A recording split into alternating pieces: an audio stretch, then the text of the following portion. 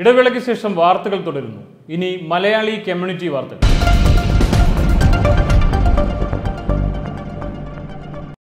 Chicago Malayali അസോസിയേഷന്റെ ആഭിമുഖ്യത്തിൽ indoor basketball മത്സരം നടത്തുന്നു.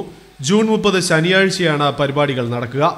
ജൂനിയർ സീനിയർ വിഭാഗങ്ങളിലായിട്ടാണ് ബാസ്കറ്റ്ബോൾ മത്സരം നടത്തപ്പെടുന്നതെന്ന് പ്രസിഡന്റ് ബെന്നി വാച്ചാച്ചിറ അറിയിച്ചു.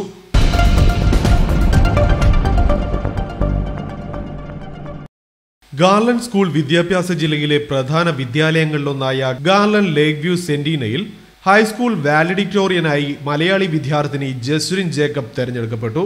2012 ഹൈസ്കൂൾ വിദ്യാഭ്യാസം പൂർത്തിയാക്കിയ 500 വിദ്യാർത്ഥികളിൽ ഒന്നാം സ്ഥാനത്താണ് ജസ്ലിൻ. ചെറുപ്പം മുതൽ പഠനത്തിലും പഠനേതര വിഷയങ്ങളിലും മുൻപന്തിയിലായിരുന്നു. സ്റ്റുഡൻസ് കൗൺസിൽ പ്രസിഡന്റ് എന്ന നിലയിൽ പല സാമൂഹ്യ പ്രവർത്തനങ്ങളും ജസ്റിന്റെ നേതൃത്വത്തിൽ സംഘടിപ്പിച്ചിരുന്നു.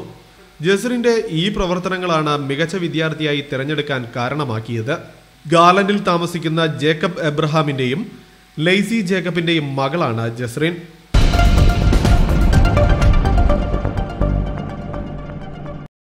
കേരള കൾച്ചറൽ സൊസൈറ്റിയുടെ ആഭിമുഖ്യത്തിൽ സമ്മർ ഡ്രീം 2012 വാഷിംഗ്ടണിൽ അരങ്ങേറി.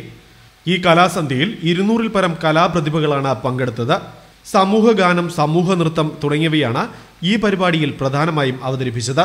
ഇന്ത്യൻ സിനിമയിലെ മൺമറഞ്ഞ കലാകാരന്മാരുടെ ഓർമ്മയ്ക്കായി ഈ പരിപാടി സമർപ്പിക്കുകയായിരുന്നു.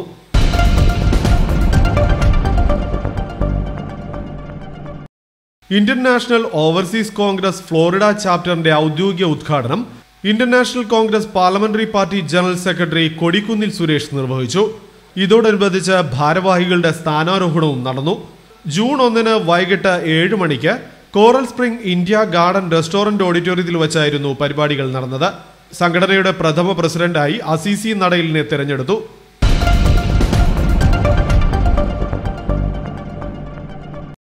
ഇനി കേരള ഡെസ്ക്.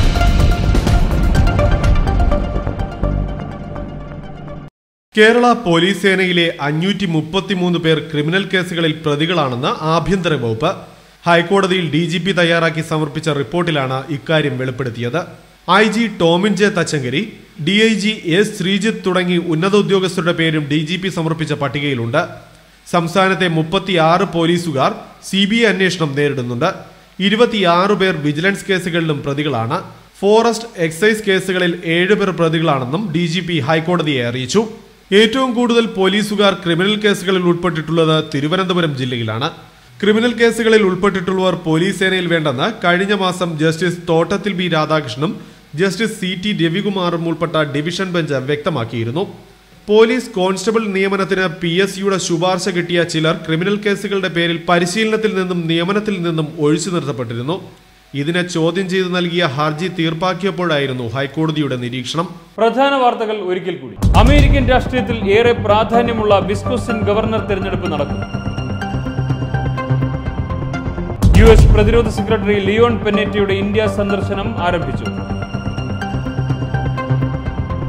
ഇറാനെതിരെ കൂടുതൽ ഉപരോധത്തിന് അമേരിക്കൻ ഇസ്രായേൽ നീക്കം. പാകിസ്ഥാനിലെ ഗോത്ര മേഖലകളിലേക്ക് വീണ്ടും അമേരിക്കൻ ഡ്രോൺ ആക്രമണം.